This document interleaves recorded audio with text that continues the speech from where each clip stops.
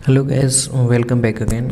आज मैं आप वापस से प्लांट मॉडिफिकेशन के पार्ट इन्फ्लोरेसेंस पुष्पक्रम के बारे में बात करने वाला हूँ। और टेक्सोनॉमी में अगेन हेल्पफुल होता है फ्लोरल फार्मूला के दौरान, और पता होना चाहिए आपको कि पुष्पक्रम क्या होता है। तो इसके बारे में ही देखेंगे। तो पुष्पीय अक्ष पर पुष्पों के लगने के क्रम को क्या बोलते हैं हम? इन्फ्लोरेसेंस। आप टर्मिनोलॉजी इंग्लिश में याद रखें तो सही रहता है। तो पुष्पीय अक्ष पर पुष्पों के लगने का क्रम क्या होता है?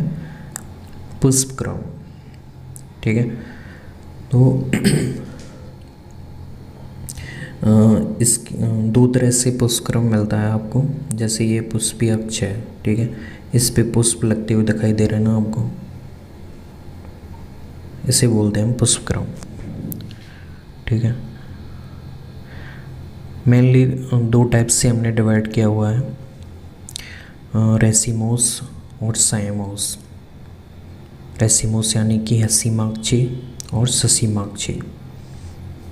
तो हसीमाक्षी में आप जो मैंने सर्किल किया हुआ है उससे आप देख सकते हो अ से असीमित वृद्धि, अनलिमिटेड ग्रोथ, और अग्राभिसारी क्रम। तो दोनों ही आ से ट्रिक से आप याद रख सकते हो, असीमित और अग्राभिसारी क्रम। तो मैंने यहाँ पे ट्रिक बनाई हुई है, कुछ नया सोचो।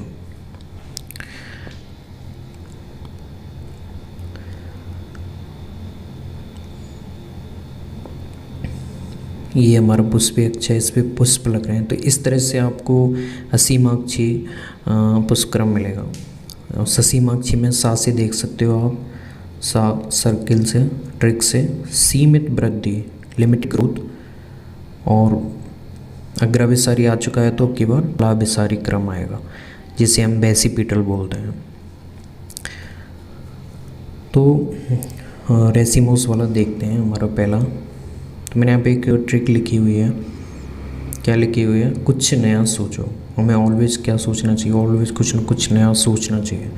ठीक है। Be creative.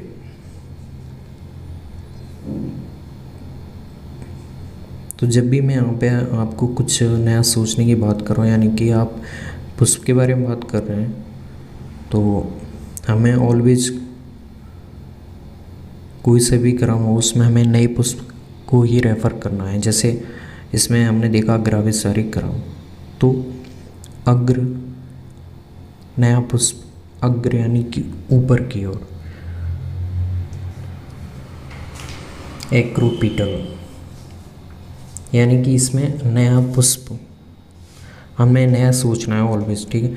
तो इस क्रम में देख सकते हैं यहाँ पे मैंने बनाया हुआ है, इसमें नया पुष्प सबसे ऊपर है, पुराना पुष्प सबसे नीचे है, इसीलिए बोलते हैं हम इसे एक्रोपीटल। तो हमें केवल नया पुष्प का ही याद रखना है। अग्राभिसारी यानी कि अभिसारी भूल जाइए, आप अग्र वाला पार्ट याद रखिए बस। नया पुष्प अग्र पार्ट पर होगा, यानी कि ऊपर होगा, पुराना पुष्प नीचे होगा। और इसमें असीमित वृद्धि होती है। पुष्पीय अक्ष पर पुष्प नहीं लगता है, केवल कच्ची शाखाओं पे पुष्प लगते हैं, इसलिए पुष्पीय अक्ष ऑलवेज ग्रोथ करता रहता है। जबकि इसमें देख सकते हो आप, पुष्पीय अक्ष पर पुष्प लग गया है, इसलिए इसकी वृद्धि लिमिटेड हो जाएगी। तो यहाँ पे देखो तलाभिसारी, अभिसारी भूल जाइए, आप तल को याद रखिए बस। हमें नए पुष्प के बारे में सोचना है, तो इसमें नया पुष्प कहाँ लगेगा? तल पर, यानी कि नीचे की ओर नया पुष्प लगेगा बेस पर, इसीलिए बोलते हैं हम इसे बेसिपिटल। ओके।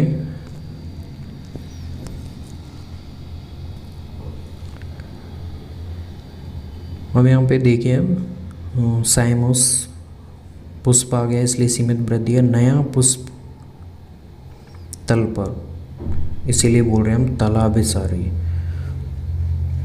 बेस पर नया पुष्प, नीचे और सबसे ऊपर पुराना पुष्प।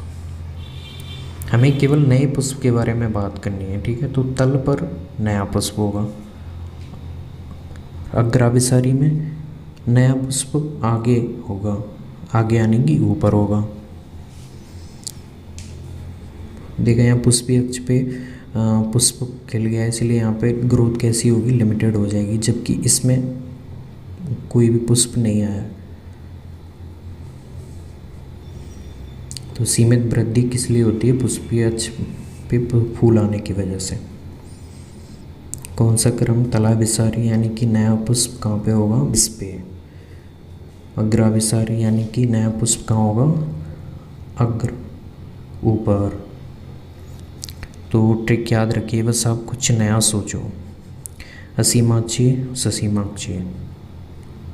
असीमाक्षी आ से यानी कि असीमित वृद्धि और अग्राभिसारी क्रम, नया पुष्प ऊपर की हो, अग्रभाग पे, इसीलिए बोलते हैं इसे एक्रोपीटल सक्सेशन। जबकि साइमोस में सीमित वृद्धि, तलाभिसारी क्रम, पुष्प होगा आपकी तल पर।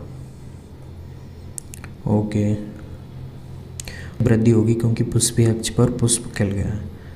तो थैंक्स।